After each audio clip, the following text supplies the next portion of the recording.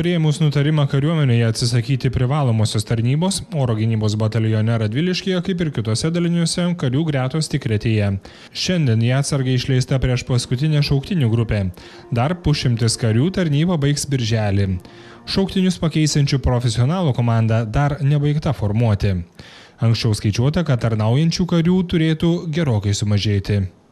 Situacija mus verčia šiek tiek irgi pasitempti, susiveržti diržus ir mažesnis profesionalų kiekis pakeis profesinės karo tarnybos karius, tačiau tai koviniam lygiui, aš manau, tikrai neatsilieps. Kandidatų kiekius skųstis tikrai negaliu, nes turime šiuo metu tikrai apie 500 jaunų žmonių, kurie nori ateiti į profesinę karo tarnybą, tačiau mes dar su jais vedame pokalbius, bandome atrinkti geriausius, motyvuotus, kad būtent tokie žmonės patektų į kariuomenę.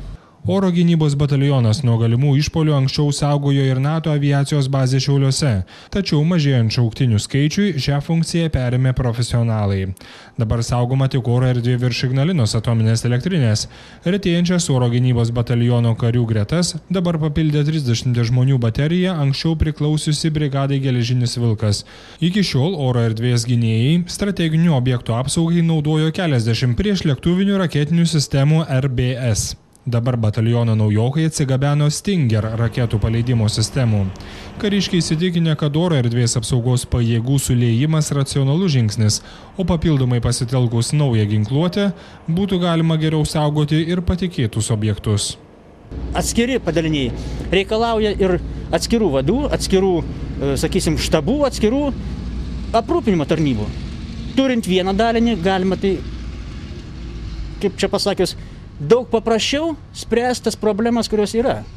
Su raketinė ginkluotė Stinger mes užtikrinsim patikimesnį mūsų užduočių vykdymą, kadangi integruotos dvi rūšis ginkluotės leidžia efektyviau pasiekti uždavinius. Ir jeigu integruotos dvi sistemos, praktiškai pažeidėjams, oro pažeidėjams riesta.